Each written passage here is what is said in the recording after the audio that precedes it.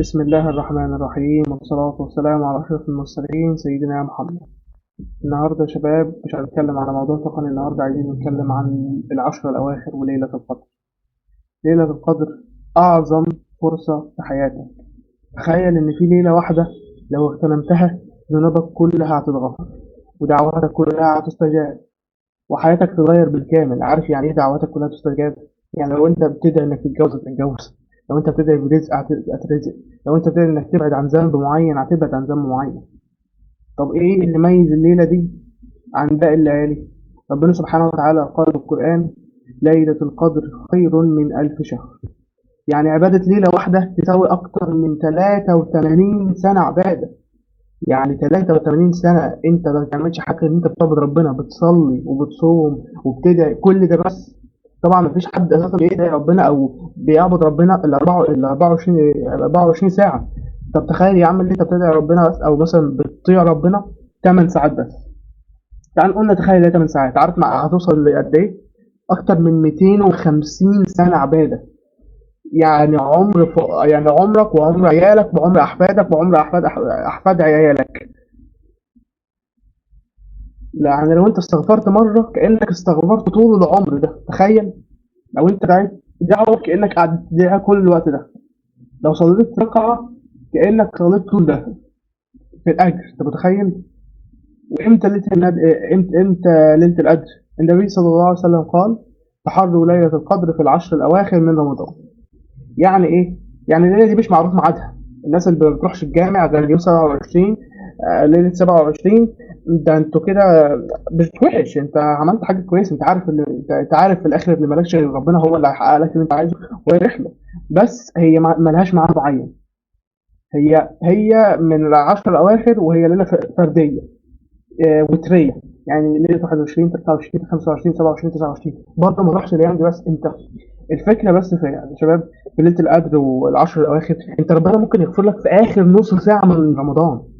مش في مش في ليله القدر بس. ربنا ممكن يغفر لك كل ذنوبك في اخر ربع ساعه من رمضان. طب ليه تضحي؟ ليه تضحي بالاجر العظيم ده؟ ليه تضحي باستجابه دعائك؟ ليه تضحي بكل دول؟ عشان تنام حبه، ولا عشان تلعب حبه، ولا عشان تتكلم حبه؟ كل الحاجات دي والله ملهاش لازمه. ازاي تضمن انك ادركت ليله القدر؟ عشان تضمن انك ادركتها لازم تستغل كل العشر الاواخر كانهم ليله القدر كلها، لانك مش عارف ايه الليله بالظبط اللي هتكون ليله القدر. طبعا نعمل ايه؟ خلينا كده نتكلم عن الموضوع بايه، بارقام كده ونوضح. اول حاجه لازم طبعا تهتم بالصلاه وقيام الليل. النبي صلى الله عليه وسلم كان لما يدخل العشر الاواخر كان يحيي ليله ويوقظ اهله ويشد مأزره. يعني انت المفروض تكون حرفيا عارف لما تكون اللي هو انت عندك نشاط رهيب، انت المفروض يبقى عندك نشاط رهيب على العباده. لازم تكون بتصلي وبتعمل كل حاجه. عرفت دلوقتي ان انت لازم تصلي وقيام الليل، وخصوصا وتهتم بصلاه قيام الليل. طب تعالى نقول انت يا عم مش هتقدر مثلا تعتكف. طبعا الاعتكاف ده اهم حاجه. المفروض يعني تبعد عن الدنيا كلها واللي فيها والبشر دول، وتروح كده تقعد مع اللي خلقك، تصلي وتصوم وتعبد ربنا بس كده. طبعا بقى ما فيش حاجه اسمها طبعا ما فيش حاجه اسمها بقى في الاعتكاف انا هروح بالتليفون ولا العب والحاجات دي. طبعا الحاجات دي كلها انت رايح لربنا، مش حاجه تانية. فمن الاخر هات اخرك في الصلاه وقيام الليل. اقل حاجه تبقى اقل حاجه عندك ان انت تروح تصلي العشاء والتراويح كامله. دي اقل حاجه. يعني انت ما ينفعش تخاطر وتلعب باقل من كده اساسا. مش تلعب قصدي، انا اسف. بس اللي هو ايه، تخاطر بحسناتك وسيئاتك اقل من كده ما ينفعش. تاني حاجه تهتم بيها الدعاء.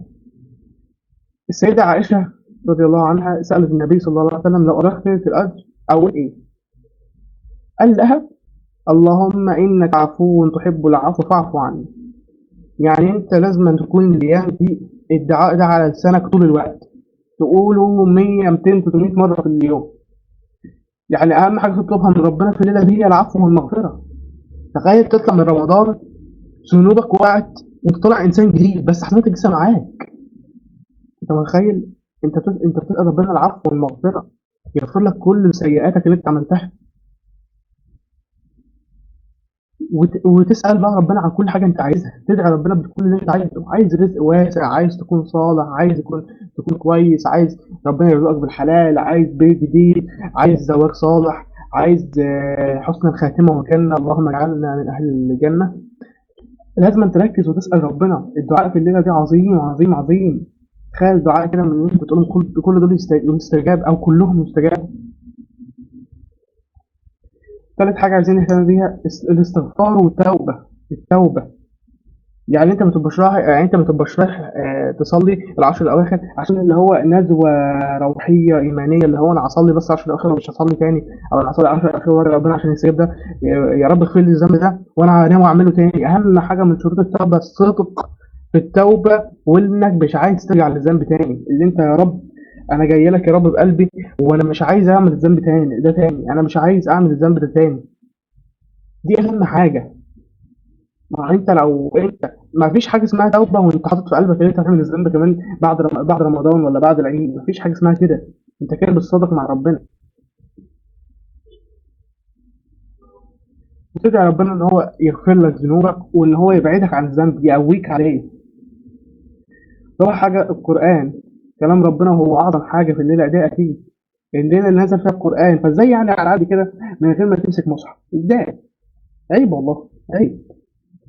تقرأ القرآن وانت بقى لو انت ركزت بقى انك رحت تعتكف او حتى ما قدرتش تعتكف، انك يا دوبك بتروح مثلا من العشاء وتحاول تقعد في المسجد اكتر للفجر وكده، او تروح من العشاء بعد كده تروح تاني تصلي على الساعه 12 واحده كده اهوت القيام برضه مع الناس اللي بتصلي.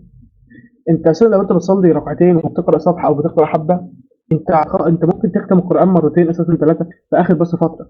حرفيا في ناس يا جماعه، في ناس بس عشان نعرف، حيتان ما شاء الله عليهم في المواضيع دي، بيختموا القرآن في اليوم مرة. يعني لو انت يعني مفكر، انا مش بقول كده يعني عشان احبطك، بس بقول يعني لو انت مفكر ان اللي انت بتعمل اللي عليك وكده صليت وخلاص، في ناس بيعملوا اكتر بكتير. من الاخر يعني من الاخر، العشر الاواخر وليله القدر احنا نقول عليهم هات اخرك في كل حاجه تقدر تعملها صح. هات اخرك في انك تبعد عن كل حاجه غلط كنت بتعملها. خامس حاجه هنتكلم على الصدقه. طلع من الفلوس اللي معاك. تخيل انت طلعت في الفتره دي معكش غير 10 جنيه، طلعت ال 10 جنيه اللي معاك دي، تخيل هتتحسب لك بقد ايه؟ 83 سنه كانك طلعت كل سنه جنيه. يا الله. انت متخيل كميه الاجر والثواب اللي انت ممكن تكون عايز تضيعها بسبب بس اللي انت ايه مكسل. كسل ايه؟ كسل ده والله العظيم هو من الشيطان. استغفر الله. الشيطان هو اللي بيخليك تكسل اساسا. سادس حاجة واللي هي بالنسبة لي ممكن تكون أهم حاجة كمان أنت المفروض تعملها، أول حاجة الاعتكاف في التفرغ للعبادة. تمام، أنا دلوقتي مش هقدر أعتكف، حاول تعمل على الأقل كل النوافل والفروض اللي وفي المسجد واللي تقدر عليها. يعني تصحى الفجر، قبل ما الفجر يبدأ تكون لابس ورايح تسمع الأذان في السكة آخرك، تصلي السنة وتقعد تدعي ربنا وتقرأ. وبرضه عشان حاجة برضه نسيت أقولها وحاجة مهمة جدا، ربنا بينزل في آخر ساعة بالليل. الساعة دي من الساعات اللي استجابة الدعاء، ساعة قبل الفجر، بيقول هل من داعي أستجب له؟ هل المستغفر أغفر له؟ أنت متخيل ربنا عايز يغفر لك؟ تخيل ليلة أحلى وأجمد من 83 سنة وأنت كل ده بتضيعه عشان إيه؟ هو حد ضمن عمره؟ أيا يكن الشيء اللي أنت بتعمله، هو حد ضمن عمره بجد؟ تخيل كده اهوت، بعد ما تخلص الليلة الجميلة دي والعشر الأواخر بعد رمضان، أنت المفروض تطلع حد جديد. رمضان ده مش اللي هي حاجة إيه فرصة هتعدي عليها حلوة كده وتغيرك وتمشي، لا. رمضان ده كأنه بيعمل لك ريستارت. دخلت رمضان، طلعت من رمضان أهو، أنا اتعملت أنا دلوقتي إنسان جديد، الذنوب اللي عملتها مش هعملها تاني. بس كلنا بني آدمين وخطائين، ممكن ترجع تاني الذنب بس ابعد عنه على قد ما تقدر. وأهم حاجة وأنت بتتوب منه توب بنية صادقة اللي أنت مش عايز ترجع له تاني. مفيش توبة باللي هو يا رب أنا هتوب الذنب يومين دول وبعد رمضان عنهم، دي مش توبة، دي ما اسمهاش توبة، دي اسمها لعب. ملخص سريع على اللي احنا قلناه، حاول تصلي، تدعي بكل اللي انت نفسك فيه، وخصوصا اللهم انك عفو تحب العفو فاعف عني، واستغفر ربنا كتير وتوب الى الله. واقرأ قرآن وتصدق بأي حاجة معاك حتى لو بجنيه، وخليك كده في جو هادي وابعد عن الحاجات اللي بتضيع الوقت والسوشيال ميديا وكل الحاجات اللي مالهاش لازمة دي. حاول طول اليوم إنك تروح قبل كل أذان في المسجد وتصلي النوافل هناك لو أنت طبعا ما قدرتش تعتكف، وتصلي النوافل وتروح بعد كده تيجي تصلي النوافل تاني وتصلي صلاة المفروضة في المسجد، تعمل كل اللي عليك.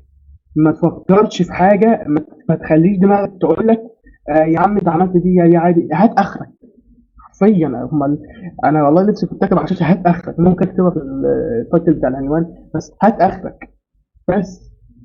محدش ضامن رمضان الجاي، محدش ضامن اصلا انه هيعيش بكره، فليه تضيع الليله الروعه على دي؟ يمكن دي تكون اخر فرصه ليك، محدش عارف. يمكن تكون ليله القدر هي اللي ربنا هيغير لك حياتك بسببها.